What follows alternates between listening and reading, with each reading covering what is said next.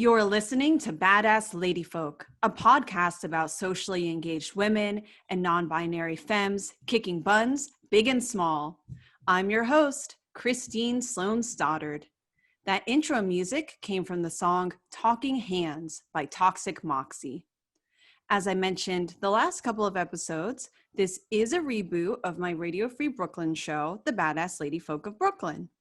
Now, Quail Bell Press and Productions is producing this podcast for and about incredible women and non-binary femmes from around the world, not just Brooklyn. This episode, my guest is poet, essayist, and artist Kim Vodicka. Welcome, Kim. Hi, Christine. Hey. All right, so a little bit of bio time. Kim is the spokesbitch of a D generation, quote, end quote, and a poet, writer, and collage artist. One of her taglines is NSFW for life. That's not safe for work for life if you're not on the internet. She's my pressmate through Clash Books, which published her poetry titled The Elvis Machine. Clash Books published my book, Heaven is a Photograph, which you can find out more about in episode 4 of Badass Ladyfolk, where I also interview 2 badass photographers in New York City. Episode 4, find the link in the show notes. The Elvis Machine is a book of poems, quote, inspired by living, loving, and hate fucking in Memphis, Tennessee, a city still kissed with the 1950s, end quote. Wow. Okay, we published an excerpt at Quail Bell Magazine. I'll drop a link in the show notes for you.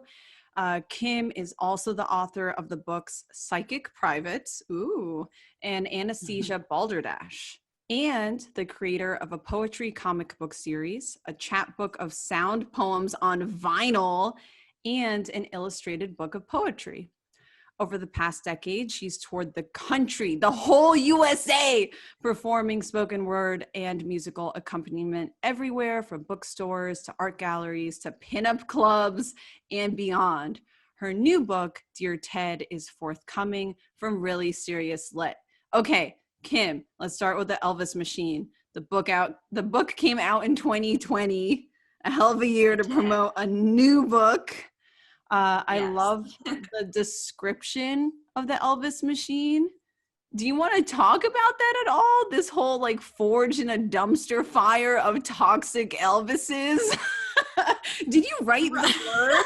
Did you write the description for it, or did Clash do it? I wrote the description for it, and it was different versions of that description I had been sending out when I would send out either individual poems or the manuscript before I wound up placing it with Clash. Just as like a cover letter is really how that started. And then like when I finally did sign with Clash, they liked it so much, they were like, we want to like just use this as the description.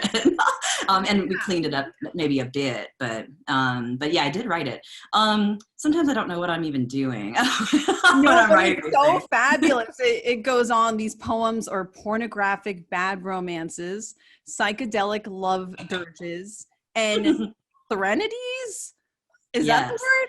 For sex, drugs, and rock and roll. They'll make you laugh off the pain as much as you'll cry, cringe, and feel exposed in this no boys allowed clubhouse of feminine rage and healing.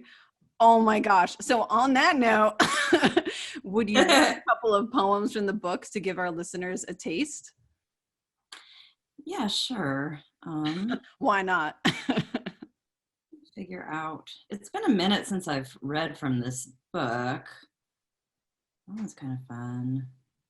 It's weird because like there are plenty of like funnier moments here in the book, but then there's a lot of like really heavy stuff. So it's like I'm always having to like make decisions about like, do I want to like bum everyone out or like Well, I definitely want to talk about the mix of rage and humor later on. So whichever way you choose, whichever poem, whichever mood, readers, you will be made well aware that it's not just one or the other. There's definitely both in this book. Okay, so I think I want to do something just like more fun and funny. Okay. So this is called womaniacal manimal control. We were sent away to Camp Sincerity. That's when we got to thinking. Dump your boyfriend and be our girlfriend. Dump your boyfriend and join our cult. They all want to fuck you, and badly. It's a pass-fail on the insertion spectrum. Let us be your boyfriend. He's lying to you anyway. We know because he fucked us. You should be mad at him, not us. Let us be your boyfriend. We'll pick up the slacker's slack. We'll shower you in roses and French perfume. We'll paint your toenails and massage your feet afterwards. These are things I admittedly love. Side note. We'll teach you how to love yourself instead of being jealous. We'll teach you how to improve yourself instead of being jealous. We'll teach you how to feel unashamed. In the realm of pure fantasy, you'll know absolute freedom. How to fuck anything that moves and how to feel less guilt now. Our man-hating just makes the sex hotter. Don't worry. If you swallow your pride, we'll swallow your cum. All we want is to be creatively desired. Tell us you love us, kiss us deeply, talk dirty to us, eat our pussies, laugh. You ask us to tell you what we want, and we do, but you don't. To do so would be to undermine your power. All we offer you is paradise, but you won't accept it. To do so would be to undermine your power. Yet you somehow think you were the best we could do. That's cute. Looks like someone took that "you're perfect just the way you are" thing a little too far. Yet sometimes we just want to be pillow princesses. Can we be your pillow princesses? We'll queef out your cum and flush it down the toilet with our gel manicures after we harvest your orgasms. We were born with Stockholm Syndrome, and our birth certificates come with trigger warnings. We are walking, talking trigger warnings. Just look at the guns to our heads. Mansplain our deaths. We died of PMS. Gather around our coffins and talk about David Foster Wallace. We just can't resist that woke misogynist. Everything we know we learned from mansplaining. We had to fuck a lot of dudes to get this cool. But while you were busy playing with your dingalings, we started an entire revolution. While we were busy playing with your dingalings, we started an entire revolution. But we think you're so sexy when you admit you're wrong.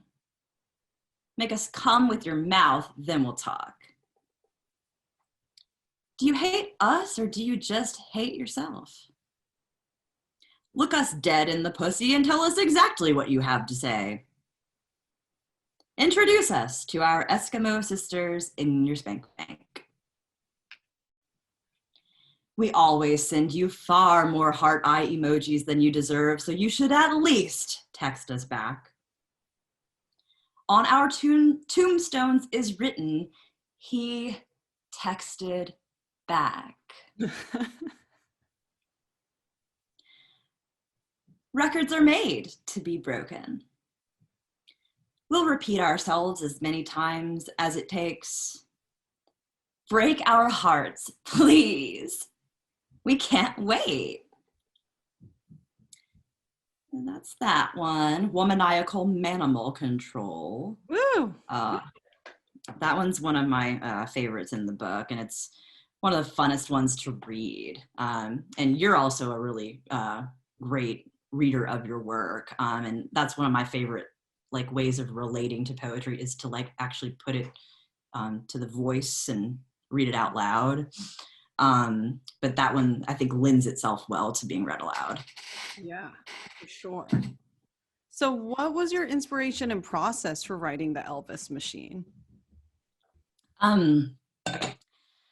Well, this one kind of started out as just poems. Like, I don't always work from like an initial concept. So with my book that's coming out with Really Serious Literature, Dear Ted, that is 100% like a conceptual book. Like, as in like I had an idea and like rode the wave.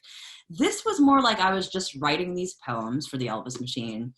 Before I even knew this was even going to be a book, I just kind of had these poems, and like in the chronological order that I was writing them, they just seemed to kind of like make sense.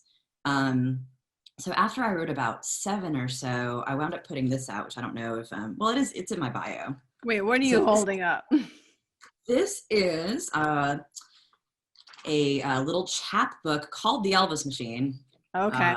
Got it. And it's just the first 7 poems in the full-length Elvis Machine. Okay. But this, each poem is illustrated by a local Memphis artist. Ah, all right. So collage work. Just for our listeners, could you describe the kind of artwork that's in this chapbook? It's all across the board, really. So it's like we have just some kind of like pencil charcoal types of drawings. We have there's photography. This one's maybe a little hard to see, but there's photography. There's even like one is like an oil painting, I believe. Oh, neat. Yeah. And the layout's really, really beautiful. So yeah. I had these poems, and I kind of didn't really know exactly what I was going to do with them. But I found out that this local group called the Artist Commons, who they have actually kind of splintered off into different groups at this point. But at the time they were like just a local artist collective, and they were looking, they approached me with a business card after I did a performance at a little vintage shop down the street. And they were having an art opening like a couple doors down. It was like on an art walk type of event night. And I thought they were looking for someone like to write in a more technical way for them. Like maybe they needed someone to write press releases or like event descriptions or something. So I reached out based on this person giving me their card. And they were like, oh, actually we're looking for like, to put together like a zine of just like local art and writing and stuff. And we wanted to know if you wanted to contribute something. And I was like, sure. So at the time I had the first 7 poems of the Elvis Machine. And I was like, oh, I'll just send them all of them. And they can, and if they want something, they can take it. And they wrote back and they were like, you know, we love this so much. We want to just put it out separately. And if you are into the idea, we were thinking of like assigning a different artist in our collective to illustrate each poem. And I was like, that was like pretty much the coolest thing that had ever happened to me up to that point. Like I was just like why would you not be into that? Why would you be like, no, thank you. It was so cool. I was like super, super flattered. And I mean, and I think the end result was just so beautiful too. But I basically kept writing poems, you know, beyond the initial 7, and realized like, okay, this is like full on a book. And it's kind of like that thing where I don't know if you ever work this way, where like you're discovering what something is as you're working on it. Like it sort of reveals itself to you over time. And like maybe because you're still like actually living whatever it is you're writing. That's very much the Elvis Machine for me. Like I moved to Memphis when I was in my Saturn return, which I love astrology, but your Saturn return astrologically is a time in your life when basically you get challenged. And like, in my opinion, it kind of like, it's the stars showing you like how your life could be if you make some reforms you need to make. And like, and basically it's a time when like you get your ass handed to you, and your Saturn return usually for most people happens around the time you're like 27, 28. Critical Anyway. time period. Yeah. Well, there is actually a theory. Some astrologers have a theory that a lot of people who have joined the quote 27 club, like so famous people who have killed themselves at 27, that has something to do with them being in their Saturn return, which I thought was fascinating. You know, I'm not saying that holds water necessarily, but it is interesting. Anyway, so it was a difficult time in my life, is my point. And I was having a lot of these romantic experiences that were not working out, to say the least, and I'm not going to get too into that. I was in the process of like kind of discovering myself and my relationship to love, my relationship to sex, my relationship to even like polyamory and this and that, in the context of being in the Bible Belt. This is where I am. I'm in a large city, but we are in the Bible Belt here in Memphis. And I personally love Memphis. It's one of my favorite places I've ever been. I discovered it, quote, discovered it. Maybe not the greatest word to use there. I was first. I'm not Columbus here. Anyway, I was on tour and I did a performance here, and I didn't know anything about Memphis. I didn't even know the Elvis connection at that point, you know, and I just like adored it. Like, I love it. I think some of the friendliest people I have ever met in my life are here in Memphis. So when I say that like this book is inspired by Memphis, and it is, you know, often really kind of heavy and negative, it's really more just from a very personal perspective of like dating here specifically. So like, I don't mean for that to like be an indictment of the city at large, right? No, the Elvis Machine is my nickname for the city of Memphis. Like, I jokingly with friends, even before the book, well before the book was a thing, we just would jokingly call Memphis the Elvis Machine. So that's how the title came about. But yeah, I mean, when I lived in Richmond, Virginia, which is the beginning of the Bible Belt. Some people would say, oh yeah, but that's Virginia. Is that the South still? What? No, that's a weird state. That is Virginia is really interesting. I drove through it 3 times. I drove through both Virginias 3 times on this really weird tour I did. It's like, in my bio it says toured the country, because I literally have been coast to coast over the years. Like, I've been a lot of places. Videos online too from different. Oh God, I'm scared to even know what's even there. I don't like looking at videos of myself like at all. Like, it like makes me cringe. Like, I finally got over like recordings, like audio recordings. Like, I can listen to my own voice and I'm fine with that now. But like, the video thing, I just still can't get used to. Okay, well, so Virginia is my home state, but you can also say whatever you want about it. So I'm curious. Oh, I thought it was wonderful, actually. I had never been through there, and what we did was we went from Memphis north, like to Chicago, Milwaukee. And then because I had an opportunity to open for the band Daikaiju, so they're this surf rock band that wears like these creepy, crazy masks while they perform. And they also set their instruments on fire. Like, that's their big thing, is like, it's all instrumental, but like at some point they whip out the freaking like, gosh, what am I trying to say? The lighter fluid. I was like, I don't know about instruments. And I'm talking like on the guitars, on the drums, on the cymbals. And then like at this particular show that I opened for, like at one point, people in the audience were holding all 4 members up and their equipment. Like, they were like, literally the show just went like airborne, like where like the crowd was just supporting them as like a stage. It was one of the craziest things I have ever seen.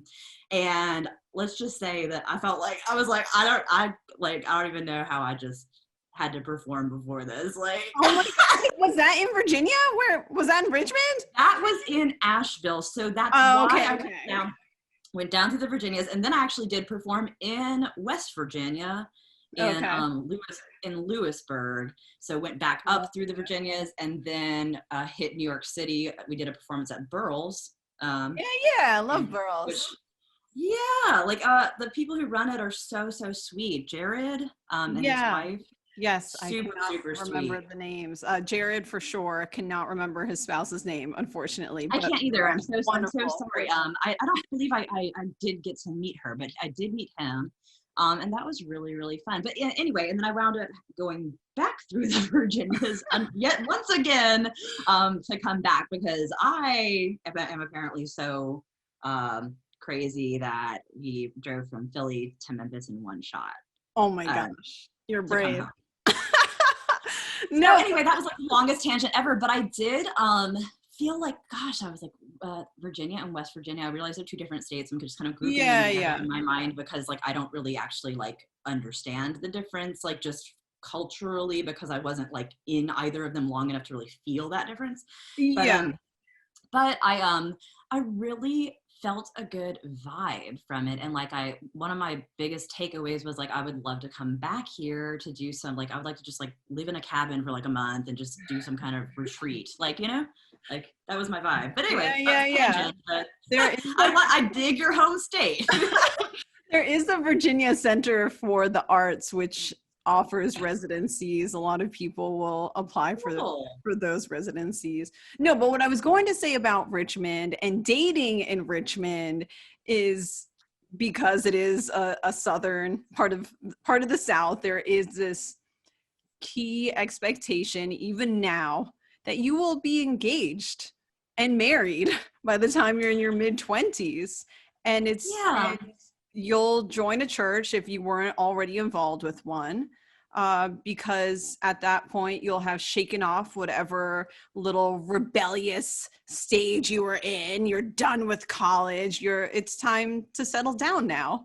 It was just A lot of pressure about that. I think that is not specific to the South, but I think maybe it can be more pronounced here. I'm originally from South Louisiana, and yeah. definitely come from a family where, like, I mean, like I'm 33, and like to this day, like getting pressured like pretty regularly about like why I'm not married and whatever else, Yeah, right? yeah. Well, I think And that is definitely something that like fueled this book, you know, because like right. it's like this book is about romantic obsession, really. Yeah.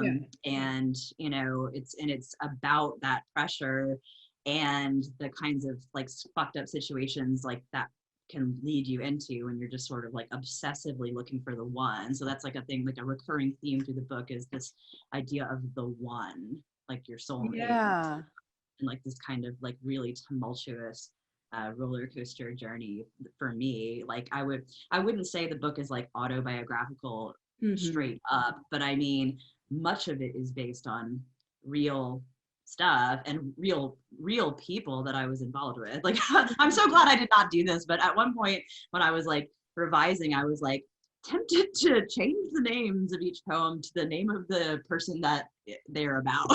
Oh. Just that I was like, maybe let's just not. Okay, so I'm curious about the timeline. When did the chapbook come out? And then when did you start submitting the manuscript? How did you find out about Clash Books? Just Yeah. all of that. I moved to Memphis in the summer of 2016, and I had already started writing the first couple of poems. I was dating somebody who already lived here and moved here for the relationship. So that's how I got to Memphis, which I think also speaks to the book. Moved here for love, and then I fell in love with the city itself, and then had all sorts of romantic goings on in my early years here. And like, so this book is about a lot of that. But I already started the book before I even got here. After I got here, I was working on it by the time I sent those first 7 to the Artist Commons, I'd been here about a year. So I had those first 7 within a year. Wow, you really just started moving and shaking in Memphis. That's impressive. Yeah, and if you know, a lot of people know my work for being long. The poems are long. So 7 poems for me is like maybe like 40 pages. Yeah. And not saying that to brag because it annoys the shit out of a lot of people, but I don't know. What can I say? Whatever. I don't know how to edit, I guess. Okay, so the chapbook came out around your year mark here. So, well, we started working on it. So the Okay. chapbook did not actually come out until Valentine's Day of 2019. Yes, 2019. Oh, okay. So because they had to like get a different artist, like I said, to like do a piece. So it took a minute to put together. And they are not really a press, so that was like another thing. So they were kind of trying to navigate like releasing a book while not really being a publisher of books, right? They were more like a center where artists could go and use like equipment and materials for free, and they would also have like events and gallery showings and this and that. So doing a book was not like a usual thing for them. So I really appreciate that. So they were obviously very accommodating for the sake of really loving the work. So that didn't actually come out until early 2019. I finished the full length, finished writing it in the fall of 2018, and it was accepted by Clash in January of 2019. So shortly before I released the chapbook.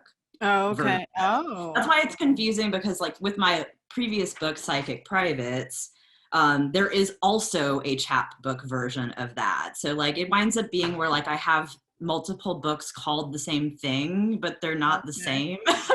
Yeah, I was clicking through titles on your website and confusing myself and doubting myself, as I often do. No, I think I'm just accidentally like confusing you, but well, because then there's the comic as well for Psychic Private. So there's the comic version. There's also the vinyl, which yes, this is covered in genitals. Yeah, is a collage of genitalia, and then the poems are the booklet. And then there's the record, and the record is sound poems. So it's me reading, but it's also music. At the time, my boyfriend at the time in Louisiana, Randy Fauché, we collaborated on music to go with the spoken word. So anyway, point being that like, yes, so I have like 3 things called Psychic Privates as a result. Okay. So and 2 things called the Elvis Machine.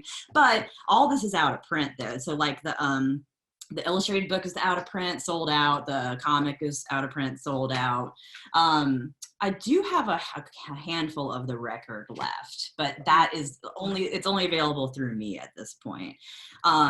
So that's another thing about just the little eponymous little side project things, is like they're always kind of limited edition. Yeah. But yeah, so the timeline basically is Clash accepted the Elvis Machine in January of 2019, and then we released it in July of 2020. Yeah, so speaking of Clash, their books always have really sexy covers, and that includes the cover for the Elvis Machine. Can you describe the cover for listeners so that they are encouraged to go actually look at the cover of the book as well as buy it? Sure.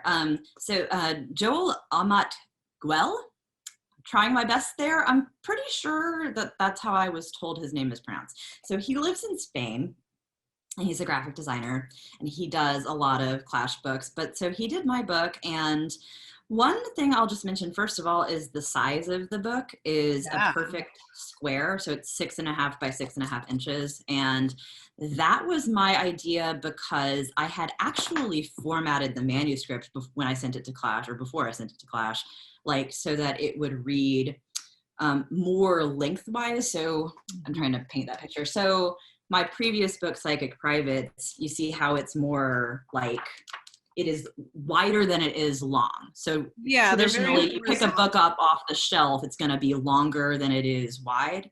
Right. So it's the opposite. And for some reason, I just like have a thing for that format, but I was like, man, a square might be nice instead of like a more rectangular shape. So since I had already basically formatted the manuscript that way, they were like, yeah, let's just do that. And Ingram had the 6.5 by 6.5 size available. So that's always a big, you have to make sure the printer can even like do it. Right. So they do it. So the shape of the book says a lot about the art. So I had initially wanted like something a little more abstract. And I told Joel, I was like, I kind of want it to be like the poster for the Suspiria remake.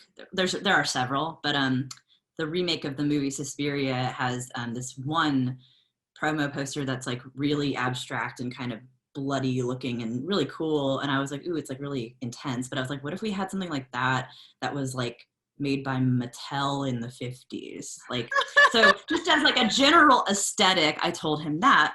And he was like, well, what if I made the book look like a Barbie box, So I was like, oh, okay, well, that's a little bit more straightforward than what I was going for, but like, sure, like just give it a whirl.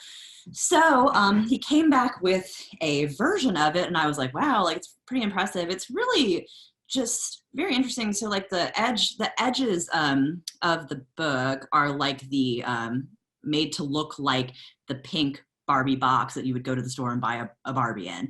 And then it's got even like, it's detailed to the point where like it has like the highlighting of the plastic like covering that would be over the Barbie. Yeah. And then there's the Barbie itself in the box, and then all the accessories. And another wonderful detail is like the little like, I don't know what to call it. The twist ties. The little twist tie things that would hold the accessories and the Barbie in place. Like that's even included in the design. So just really kind of amazing details here. So the first version looked different than this. The accessories were different and the Barbie looked different. And I was like, what if you made the Barbie to kind of look like me? I love that. So he gave the Barbie my hair, and then I was like, I definitely want like a black moto leather jacket, because that's kind of a thing here in Memphis. Like everybody has like a black leather jacket. It's just like, it's a thing. And the Barbie has like mascara stains running down her face, like from crying, but also kind of like a little, in a smeared lipstick, kind of demented looking kind of smile, blood all over her hands and chest. There's a big bloody machete right next to her. Also, like, how like they stage the Barbie like in a scene, like in paper in the background in the box. So like this is like a bathroom with like a toilet and a sink. There's a bottle of champagne. There is the severed head of an Elvis impersonator as an accessory. There is a double barrel shotgun as an accessory. There's a big giant purple dildo as an accessory. A bottle of Chanel No. 5, except it says the Elvis Machine on it. So like there's just all kinds of stuff going on, and like all these accessories are references to like things in the poems in the book. Right. So it's a really pretty amazing cover. Yeah. And I don't know if I've ever actually admitted this, but I was maybe a little skeptical about the idea initially. But when I saw it, I was like, like this is so fucking cool. So yeah, so that's the journey of the cover, and it really didn't take long at all. And he also did the layout, but he really just mimicked exactly how I had formatted the book, the manuscript. So he did a great job mimicking it, but that was my design. Anyway. Yeah. Okay, so did you do the layout in a Word document, or you use something else? I did. I don't have design skills. I really don't have like, I've never considered myself to have much of like a visual sensibility, and I think maybe I kind of sell myself short there. But I don't know. Yeah, your collages are amazing. Come on. Thank you. I mean, we can talk about that maybe in a minute, because like that kind of just started as me just joking around, but like yeah. Now I'm like, wait, I'm losing my train of thought. No, that's fine. Yeah. So I just asked you to talk about the cover. You did great. Yeah. So I just in Microsoft Word, just changed like the layout so that instead of being portrait, it was landscape, and then I like took in the margins, which I'll do that like when a book is like closer to being, or really when it's finished, manuscript is finished. And I'll kind of start playing around with the format. Like, okay, like how do I want the book to actually look? Because that's like very extremely important to me. I just said I don't have a visual sensibility, but now I'm talking about how the actual visual look of not just the cover, but the text is of dire importance to me. And that's why I do this kind of sprawling thing often with the layout. I'm holding up the book for Christine. I know the listeners won't be able to. This is me practicing lipstick kisses when I signed my pre-order copies. I used my personal copy as like the tester, because I kissed each of the 100 pre-orders that we sold, I kissed, like I had to reapply lipstick for each one, kissed the title page, and then signed my name next to it. So I used my book as the tester for the kisses. So there are what, like 3 or 4 little lipstick prints there? There's like, yeah, well, there's even more because like I wasn't applying it heavy enough for the first several. Then I finally figured out how much lipstick I needed to apply, as you can see right there. Yeah, it is art. But yeah, so I think that there's we said we weren't going to get too much into theory, but there is this piece of writing called Projective Verse by Charles Olson, and it's just basically an essay. It's like a short essay on poetics, but it's all about basically how the page is sort of like sheet music. And that's how I see what I do, is like the reason I might like put a poem, put stanzas and lines, like kind of space them out and use the entire page, like as opposed to just reading a poem that is left aligned, 20, 30 lines, no other types of spaces. I think visually I like the way it just looks, just purely from like just a spatial perspective, but I think it affects the way that you actually read it. It affects the way your eyes move when you're like looking at the page. And I think that has an effect on the pace at which you read stuff. It has an effect on like how lines land, whether you read them silently or aloud. So that is just a note on the visuals of the text for me. Yeah, no, that's important. So how did it feel to actually write these poems? Was it cathartic? Was it empowering? Was it something else? It felt great. I'm someone who will work on like one poem for like, it depends, but like, I mean, some of these I worked on a poem for like 6 weeks, Wow. just one poem. And yes, they tend to be on the longer side. So that is one of the reasons why they might take longer, but I think I also just, I don't know. I just spend a lot of time on them. So there were lots of nights when I was like, I went through this phase where I was drinking like a bottle of champagne, followed by like a couple of beers or whatever. And like, I would just like write and like, like work on whatever. And so there were many nights where that was happening while I was writing this. And I always like, return to stuff in a clear frame of mind. I just sometimes do enjoy, having some drinks and just seeing like how that kind of, or whatever other substance, and just like seeing how that maybe changes the process and what ideas that brings up.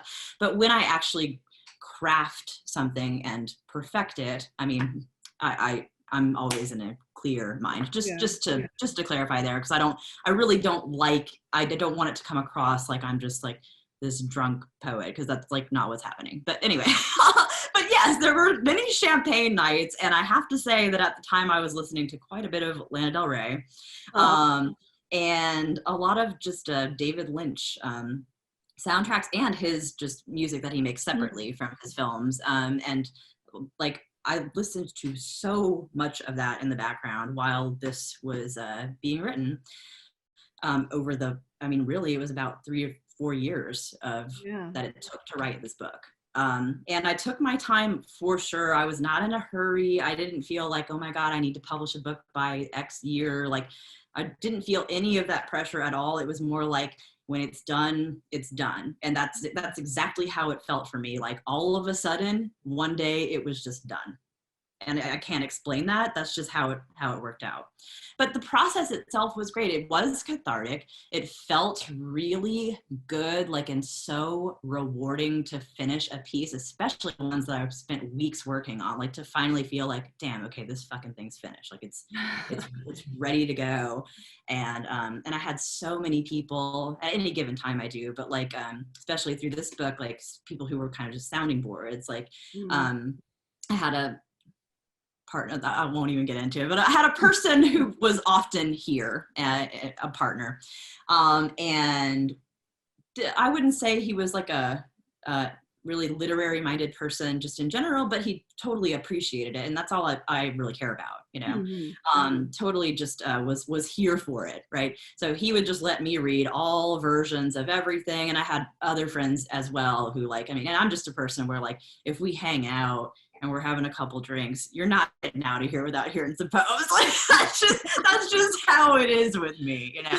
So anyway, I had really good sounding boards for like being able to try the pieces out. And again, I can't stress enough how much like for the voice I am about this. Like if it does not read aloud well, like I'm not interested. So like it has to read aloud well for me. So I did a ton of that while working on this book, and that there's pretty much like no better feeling in the world to me than like finishing a piece and like reading it to someone for the first time out loud. It's like that is like the sweet spot for me. And so there was plenty of that going on throughout the process. And then, yeah, just one day it was done. Wow. All right. So we touched on the fact that you're from Louisiana originally. You traveled a lot as a touring spoken word artist. How would you describe Memphis to people who've never been there? Like me, I've been to Nashville, I've been to Knoxville, I've never been to Memphis. So what's it like? Memphis is extremely charming. It's very old world. So like many places, unfortunately, there is gentrification happening here, but perhaps maybe at a slower rate. And maybe I shouldn't say that so that it doesn't get worse. There's tons of like, I know, right? There's tons of historical buildings though, and really, really old and like abandoned buildings even too, that have just, it looks like it's like a time capsule. Like it's like stuff, there are certainly parts of the city that appear like unchanged for the past, 75 years or even more. And that's like really beautiful.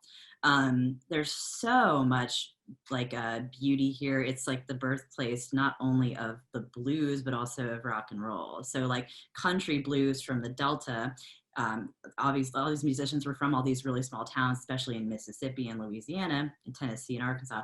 They would come to Memphis and play on Beale Street. That's why Beale Street is famous. And it's like Bourbon Street in New Orleans. It's like it's lost all of its like original like allure and is just a tourist trap now. And it doesn't mean anything anymore. But that is why it's famous. So all these like country blues musicians would come here and play in the city. But it's got this just amazing musical history. And then, you also have like Stax Records. You have Sun Records, which is where Elvis first ever recorded. And you had an event. So Sun Studio is still an active recording studio. I highly recommend the tour if you're ever here. It's unbelievable. Again, a building that really has not been changed very much, like from its original state. The tour is very intimate. Like it was probably even more so now because of the virus, but even before, maybe only about 10-15 people on a tour. It's a guided tour led by, I know I have like several friends who are tour guides there, but it's really, really amazing. And yeah, so like they, and like there's the $1 Million Quartet, consists of Johnny Cash, Carl Perkins, Elvis, and Jerry Lee Lewis. And like, so there's just like all this amazing history there. And yes, it's still an active recording studio, and mostly just people who live in Memphis use it. But people do come and travel, and you have to work around the tours and stuff, obviously, because that's like a big priority for them. But I was like, what if I did like a live stream poetry performance from Sun Studio? Because I was struggling because I do tour usually, and I didn't get to tour this book because of the virus, because I really love reading aloud. Means loving to do live performances. That's my thing. So I was struggling to transition to the live stream format because I was like, well, it doesn't feel the same.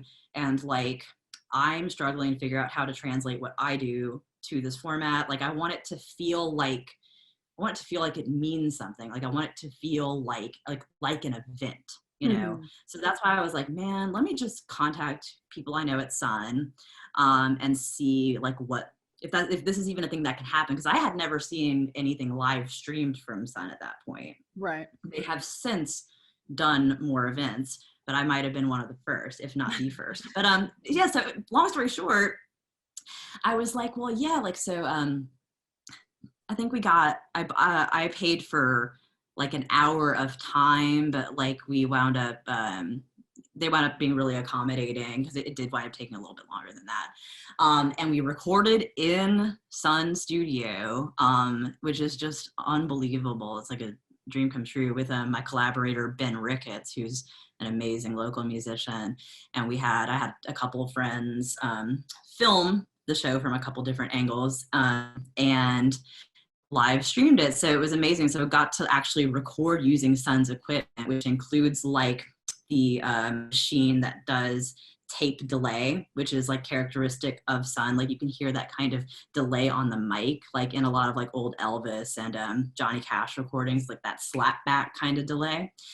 So that is like on my voice it was an incredible night. And then like after the stream, we like rolled the playback in the studio of the show, and like it just like that might have been like the coolest feeling moment for me from 2020, because that was just like, I just like kind of like couldn't even believe that I did that. But yeah, so I did record at Sun Studio with my book called The Elvis Machine, which is a bit irreverent, I guess. But that's to me, that's a very good like encapsulation of like the spirit of Memphis. Is like it's a lot of hometowners here for sure, but it's a lot of outsiders like me, but who are very like welcomed in. Like people aren't really territorial here. Like in South Louisiana, where I'm from, people are more territorial. And I wouldn't say maybe quite as friendly toward outsiders. Even a place like New Orleans, which is where I was born, is way more territorial than Memphis. And I love New Orleans, but Memphis is more like, it's kind of like more kind of free and easy, and like people like let you be you. Like that was one of the first things I noticed, was like, I can go out to a show wearing like sunglasses I'm going to invoke that Sunglasses at Night song, which inadvertently, but like you can go out like looking like a little ridiculous. Like, okay, I'm going to wear this big ass fur coat and like some sunglasses and like feel like a fucking rock star, and like nobody's gonna like give you side eye or be like, who does she think she is? Like that's just like a thing you're allowed to do here, is just kind of like live your full fantasy and be yourself, even though we still do have some of those like Bible Belt types of influences. So like there's this weird like kind of combination of kind of conservatism, but like live and let live. It's really kind of a mindfuck, but it's an amazing place with a rich history, and again, some of the absolute friendliest people I have ever met. And I mean that. And I've been a lot of places, and I notice it when I leave. When I leave and I go on tour, I go back home to my hometown or wherever, I feel the difference almost immediately. Like there is, it is like just a noticeably very friendly city. With that's wonderful. Amazing history, and it's also very affordable to live here. That's another amazing thing about it. It's a very poor city.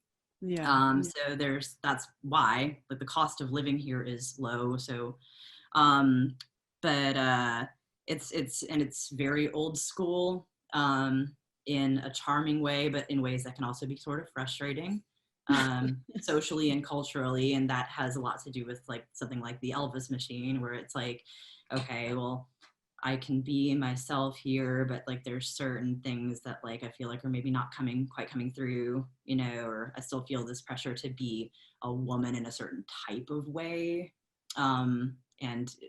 So there's, you know, it's a city with a lot of like darkness as well, is what I would say. So for all of its really good qualities, there is like an undercurrent of kind of bad stuff. I think you get that in a lot of places though.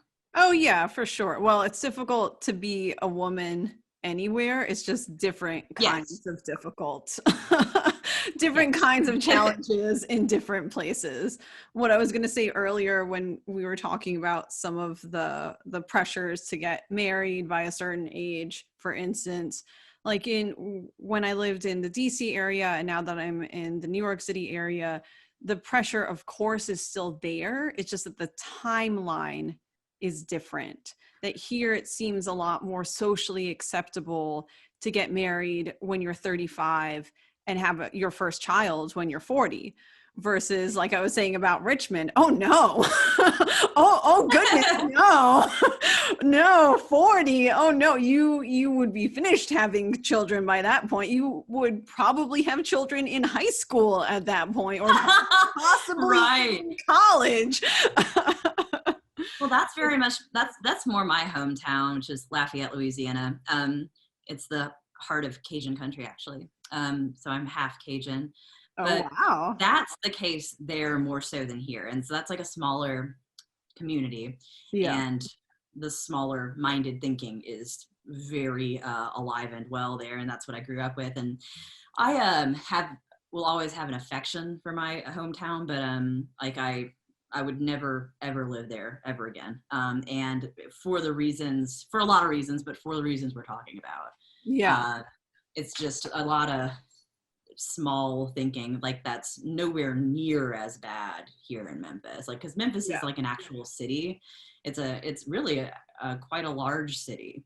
And with any like more populated place, you inevitably usually have more progressive thinking, even though it's an interesting city because so it does have this kind of more forward thinking kind of side to it, but then it's got this kind of Bible Belty conservative side. So it's kind of all over the place, but yeah. All right, so there is a lot of rage in the Elvis Machine. Speaking of things that are difficult and challenging, but you also have a lot of humor in the book. So how do both of these elements contribute to healing as much as storytelling or anything else? Why do you have rage and humor in this book? Well, I always say, like, gotta laugh to keep from crying, you know. And I'm just sort of like a jokester type of person, just in general. It's hard because, like, I often really would prefer to write stuff that's just more straight up comedy, and I always have felt that, like, I maybe need to just try to do like stand up. I've never quite had the cojones, so to speak, but it's something I really do want to do. But I'm also like someone who kind of comes to poetry as like a way to kind of understand my feelings, no matter like what they are. And so as a result, you get some intense emotions, because I think that I'm a bit of an intense person. So I think that that's why the book is how it is. So there's like a lot of kind of like, I mean, for lack of a better term, like kind of sad girl stuff, but then there's like kind of funny, sarcastic stuff, and like kind of trying to make light of these kind of heavier emotional situations. But then there's also just space to just feel those emotions for what they are without like, trying to make them into something else. So I don't know if that is really even totally answering the question. Yeah, no, it does. It does. Well, and also sometimes, as we started to talk about before we began recording, it can be hard to talk about what you're writing, what it means. Yeah. Sometimes you just want to let the work speak for itself, right? Okay, so I do want to move on to labels, though, so totally contradicting what I just said. I am curious if there are certain terms that you have found useful and identified with for political reasons, for marketing reasons, for academic reasons, for any reason. Like, do you identify as a Southern poet? Do you identify as a feminist poet? Do you anything? I definitely identify as a feminist poet. I think that there is space built into my, I guess, brand of feminism, if you will, for like complicated, contradictory, even anti-feminist quote sentiments, as some might consider them. I don't know. There is space to be a bad feminist here. There's a space to be a good feminist, right? Like I feel like the book is just very honest about like, competition between women. Yeah. It's like as much as it is honest about like really building up women and kind of joining forces, which is something that I 100% really believe in. But I mean, I think that there's always,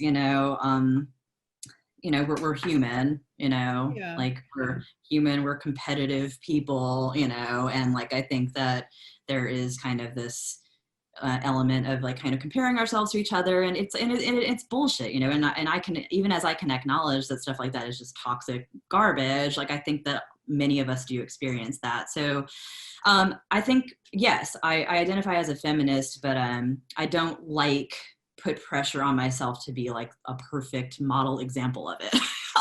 Yeah, that's healthy. Okay, dear listeners, the Elvis Machine is also available as an audiobook from Clash Books, and there's an EP available on Bandcamp. I'm going to put links in the show notes. Kim, let's move on to your collages. How did you get into making collages? What is that all about? And could you describe some of them for our listeners? Yeah, sure. So I started making collages with porn like years and years and years ago, and I've never considered myself a visual artist, and I don't remember exactly why I started wanting to do porn collages. I think I just thought it was funny. Um, and like I went out to like a porn shop in Baton Rouge where I was living at the time and bought a bunch of magazines and was just like laughing, just physically cutting out the genitals and whatever, and just like putting together these kind of monstrous figures. So like I have one that's like, I'm trying to remember like some of the earliest ones. Oh, some of the earliest ones, what I was actually doing was like juxtaposing the women of porn with like fashion models, like, and like kind of joining their bodies together in different kinds of like, to where they were almost like wearing each other. And then I kind of just started making collages with like only porn and just creating these kind of like monstrous figures that like were genderless and whatever. Like, I just thought it was sort of funny as a first measure, but also kind of interesting just to see like bodies like kind of in different like unusual contexts. And then like the cover for the Psychic Privates EP is just literally a collage of genitals. And I mean, there's maybe a couple other things thrown in there, but which I just, so it's a product of me, but basically just not being a mature person.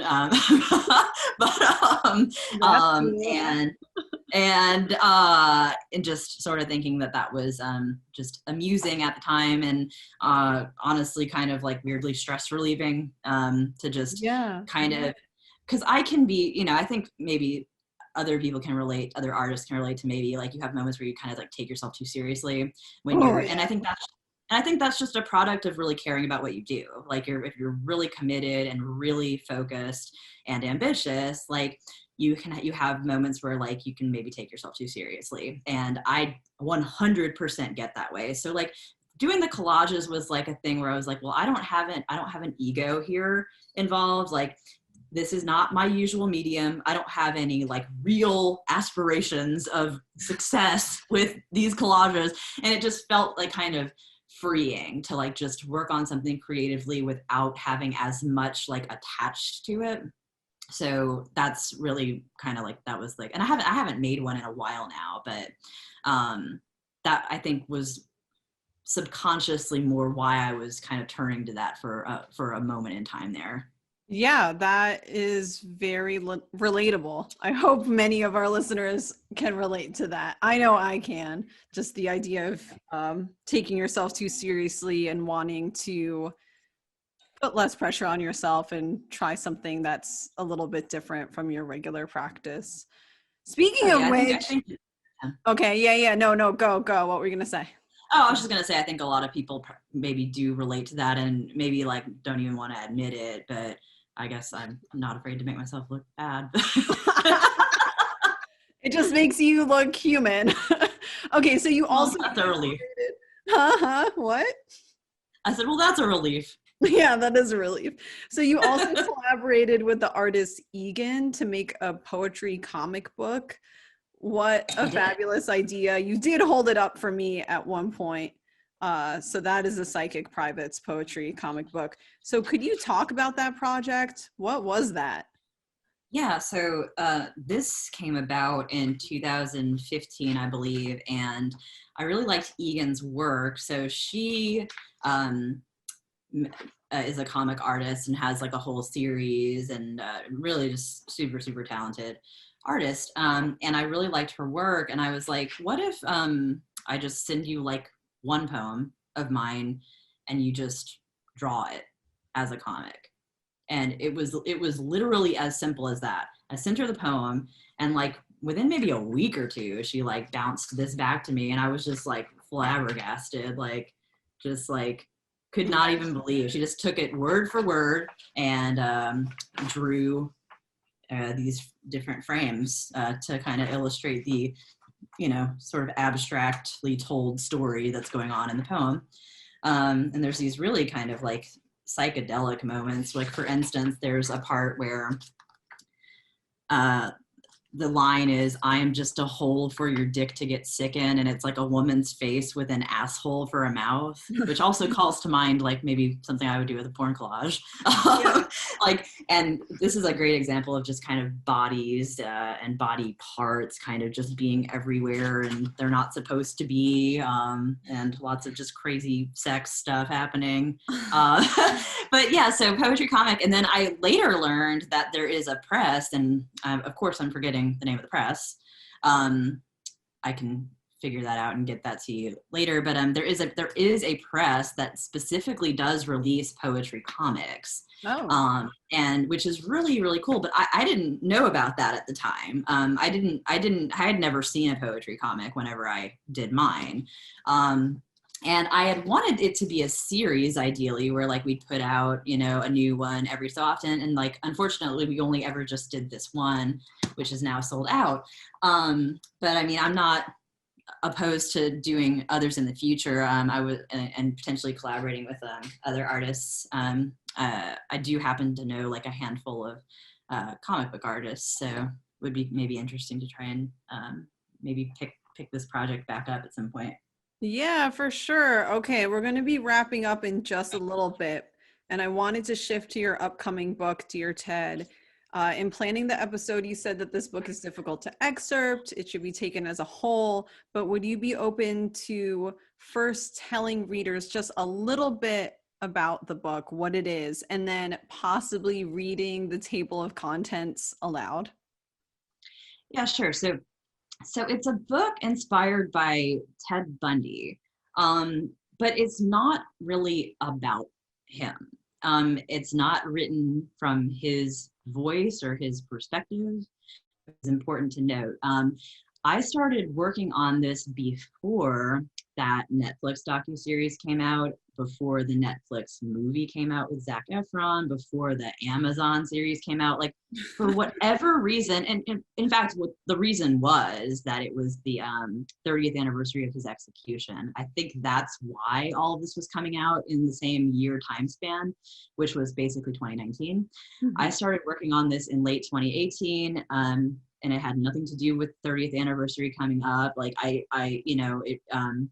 was unrelated to all of this. I saw a lot of backlash about the Netflix docuseries in particular, with people being upset for a variety of reasons. But like, why would you continue to give this monster of a man like a voice? So that's why I'm just trying to be clear that like the book in no way perpetuates like him or his voice. It's written exclusively from a female perspective.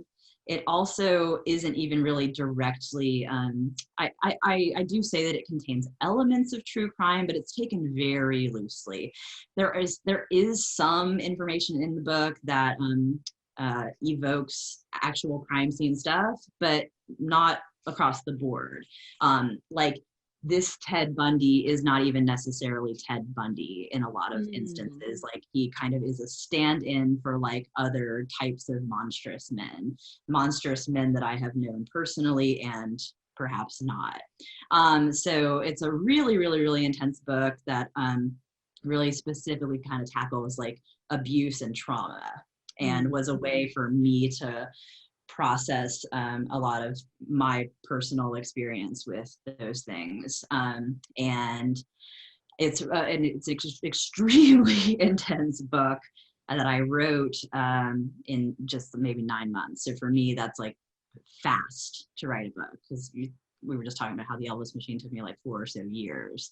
So just for me to do a book in that time frame was like quite rapid, and I just kind of felt like obsessed with it. And that's like such a kind of amazing feeling if you can get there, where like you just become completely absorbed in a project and you just completely give yourself to it. That's how it felt. Like, and people talk about being, quote, like married to their work.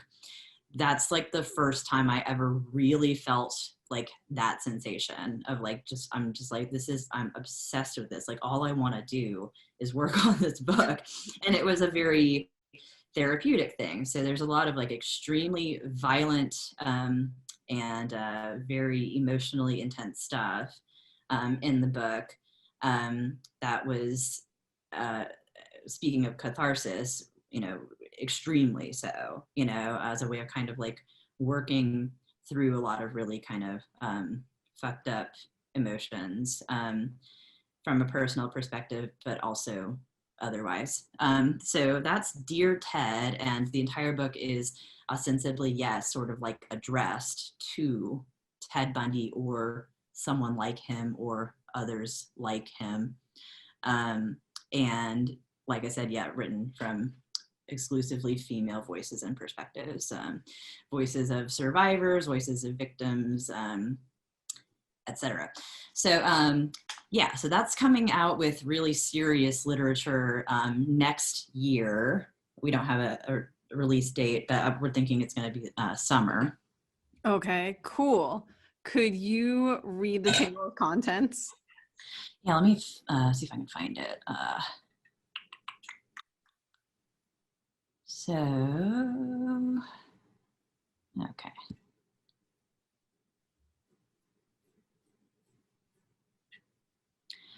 All right, so how do you feel about love?